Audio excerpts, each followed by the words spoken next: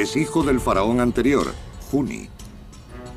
Pero su madre es una reina menor, así que para consolidar su derecho al trono, se casa con su hermanastra, Eteferes, cuya sangre real es más pura. Entre la realeza del antiguo Egipto, este tipo de alianzas incestuosas era algo corriente. No solo hermanastras, los faraones se casaban con hermanas de sangre, y la razón se remonta a la mitología egipcia. Los dioses se casaban entre ellos. Osiris e Isis son hermanos. Casándose con su hermana, el rey actuaba como un dios. Con su vista puesta en el estatus divino, Snefru despliega sus encantos para asegurarse la buena voluntad de sus súbditos. Se dirige a los campesinos como amigos míos o hermanos míos. Y para trascender la sombra proyectada por el reinado de Djoser, Snefru se embarca en la búsqueda de una perfección arquitectónica que lo convertiría en leyenda.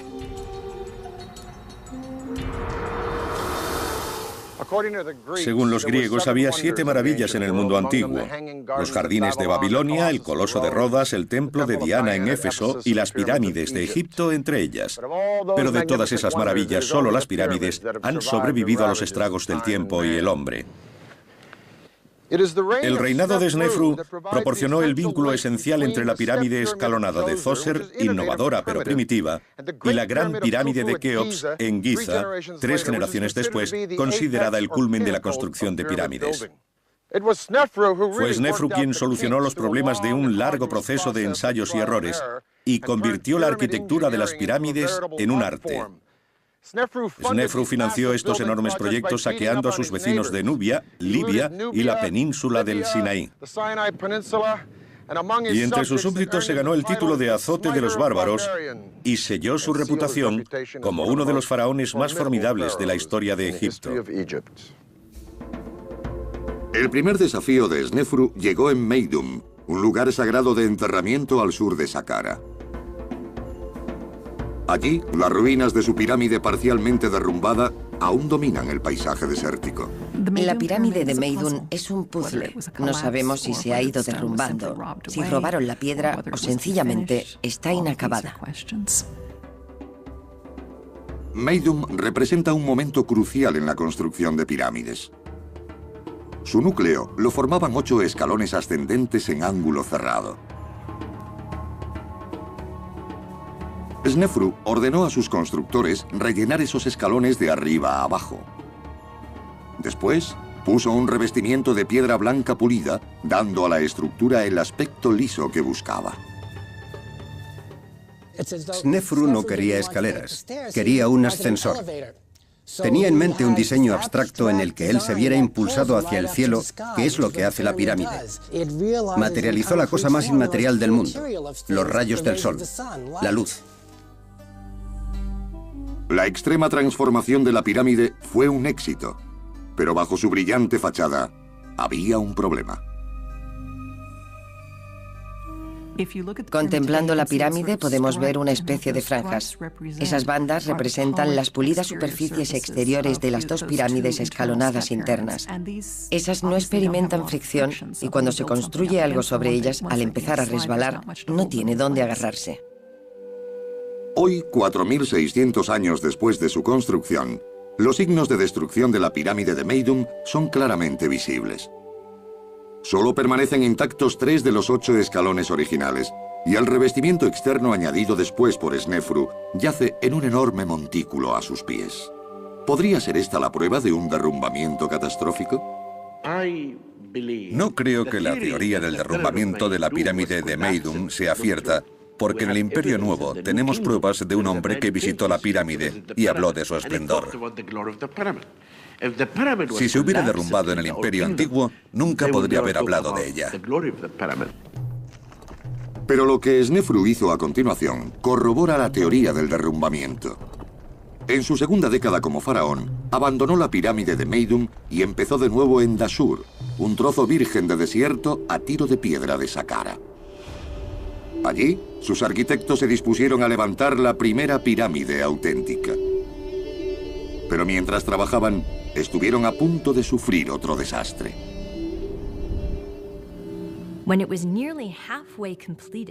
Cuando estaba a medio terminar, hubo un problema que provocó daños en la estructura. En las cámaras internas de la pirámide hay grietas estructurales.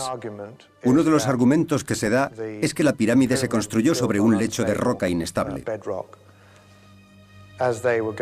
Mientras trabajaban, empezaron a aparecer grietas que los obligaron a reducir el peso. Snefru no pensaba abandonar su segunda pirámide a pesar de los fallos. Sus hombres apuntalaron la estructura, ampliando su base en más de 4 metros por cada lado. Mientras seguían ascendiendo, hicieron algo mucho más drástico. Cambiaron abruptamente el ángulo de inclinación de 54 a 43 grados. Hoy, el delicado monolito es conocido como la pirámide romboidal.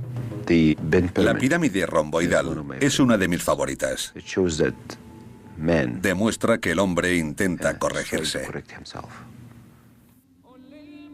Aunque Snefru estaba decidido a completar la pirámide romboidal, hay una prueba arqueológica que sugiere que no estaba satisfecho con ella.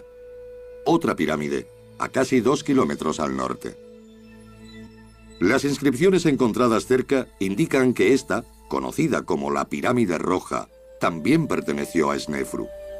Habiendo fracasado 2 veces en la construcción de la primera pirámide de caras lisas de la historia, Snefru se lo jugó todo y usó todos los bienes que le quedaban, mano de obra, dinero e ingenieros, en un último empuje final hacia la gloria.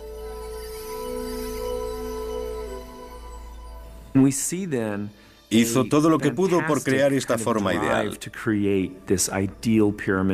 Debió ser un sueño tan ansiado que no le importaron los enormes gastos a los que tuvo que hacer frente. Vació las arcas reales y usó numerosa mano de obra para extraer piedra de las canteras y levantar esos monumentos enormes.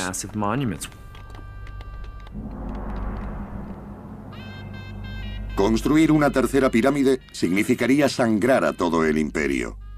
Pero Snefru, siempre astuto político, sabía cómo venderse a sí mismo y a su obsesión.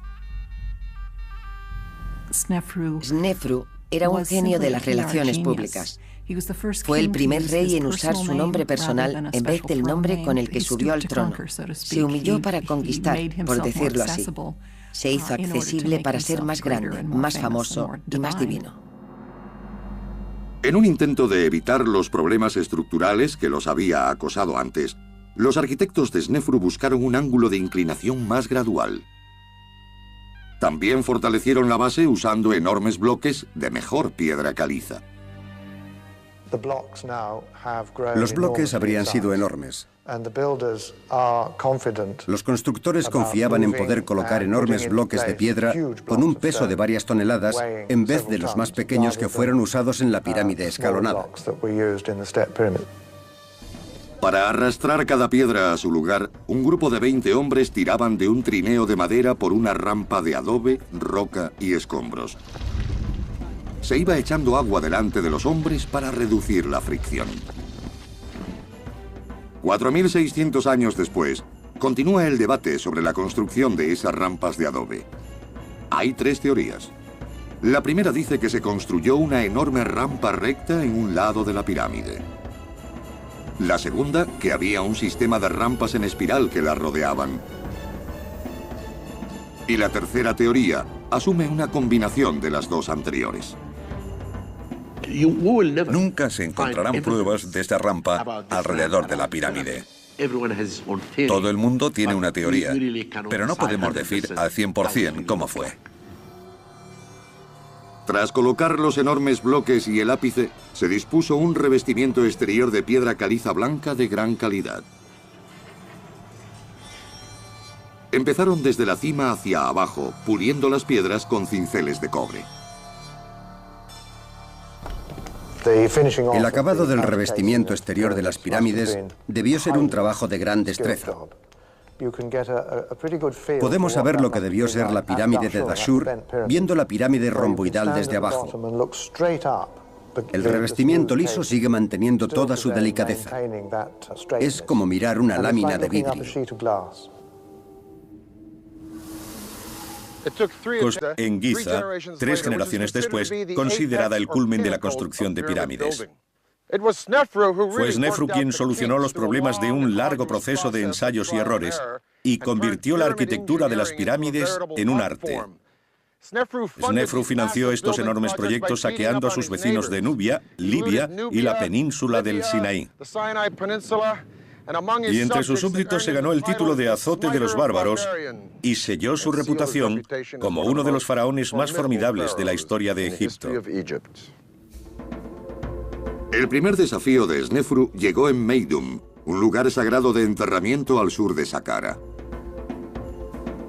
Allí, las ruinas de su pirámide parcialmente derrumbada aún dominan el paisaje desértico.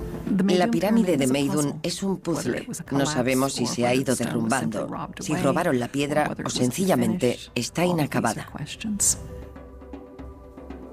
Meidum representa un momento crucial en la construcción de pirámides. Su núcleo lo formaban 8 escalones ascendentes en ángulo cerrado. Snefru ordenó a sus constructores rellenar esos escalones de arriba a abajo. Después, puso un revestimiento de piedra blanca pulida, dando a la estructura el aspecto liso que buscaba. Snefru no quería escaleras, quería un ascensor. Tenía en mente un diseño abstracto en el que él se viera impulsado hacia el cielo, que es lo que hace la pirámide. Perteneció a Snefru. Habiendo fracasado 2 veces en la construcción de la primera pirámide de caras lisas de la historia, Snefru se lo jugó todo y usó todos los bienes que le quedaban, mano de obra, dinero e ingenieros, en un último empuje final hacia la gloria.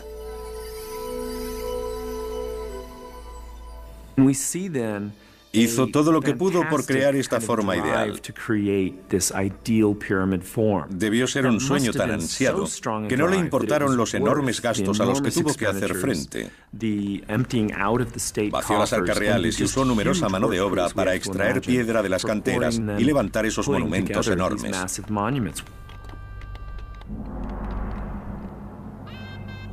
Construir una tercera pirámide significaría sangrar a todo el imperio. Pero Snefru, siempre astuto político, sabía cómo venderse a sí mismo y a su obsesión. Snefru era un genio de las relaciones públicas. Fue el primer rey en usar su nombre personal en vez del nombre con el que subió al trono. Se humilló para conquistar, por decirlo así. Se hizo accesible para ser más grande, más famoso y más divino.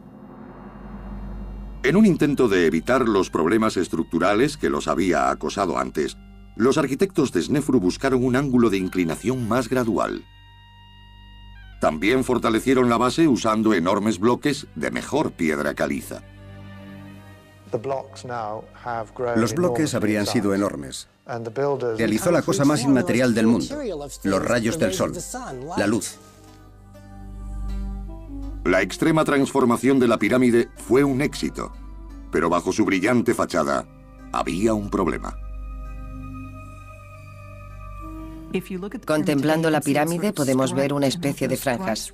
Esas bandas representan las pulidas superficies exteriores de las 2 pirámides escalonadas internas.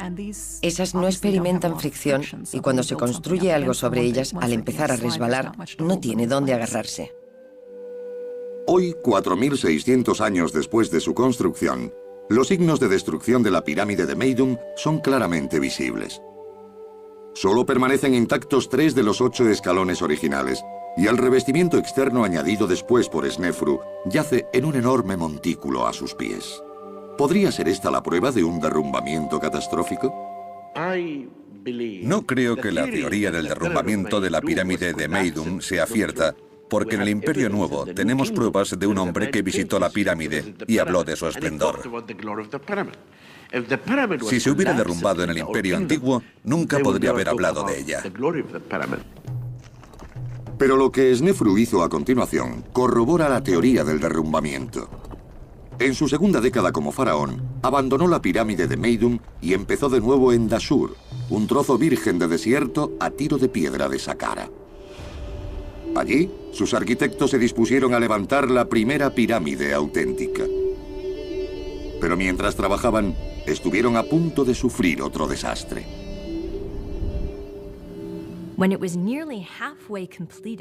Cuando estaba a medio terminar, hubo un problema que provocó daños en la estructura. En las cámaras internas de la pirámide hay grietas estructurales. Uno de los argumentos que se da es que la pirámide se construyó sobre un lecho de roca inestable. Mientras trabajaban, empezaron a aparecer grietas que los obligaron a reducir el peso. Snefru no pensaba abandonar su segunda pirámide a pesar de los fallos. Sus hombres apuntalaron la estructura, ampliando su base en más de 4 metros por cada lado. Mientras seguían ascendiendo, hicieron algo mucho más drástico. Cambiaron abruptamente el ángulo de inclinación de 54 a 43 grados. Hoy, el delicado monolito es conocido como la pirámide romboidal. La pirámide romboidal es una de mis favoritas. Demuestra que el hombre intenta corregirse. Aunque Snefru estaba decidido a completar la pirámide romboidal, hay una prueba arqueológica que sugiere que no estaba satisfecho con ella. Otra pirámide, a casi 2 kilómetros al norte. Las inscripciones encontradas cerca indican que esta, conocida como la pirámide roja, también pertenece. Es hijo del faraón anterior, Juni. Pero su madre es una reina menor, así que para consolidar su derecho al trono, se casa con su hermanastra, Eteferes, cuya sangre real es más pura. Entre la realeza del antiguo Egipto, este tipo de alianzas incestuosas era algo corriente. No solo hermanastras, los faraones se casaban con hermanas de sangre, y la razón se remonta a la mitología egipcia. Los dioses se casaban entre ellos. Osiris e Isis son hermanos.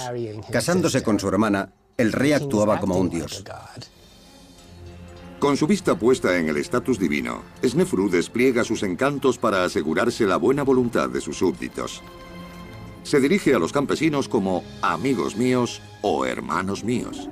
Y para trascender la sombra proyectada por el reinado de Djoser, Snefru se embarca en la búsqueda de una perfección arquitectónica que lo convertiría en leyenda.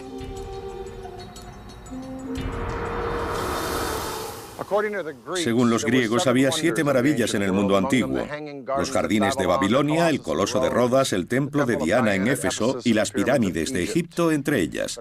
Pero de todas esas maravillas, solo las pirámides han sobrevivido a los estragos del tiempo y el hombre. El reinado de Snefru proporcionó el vínculo esencial entre la pirámide escalonada de Djoser, innovadora pero primitiva, y la gran pirámide de Keops,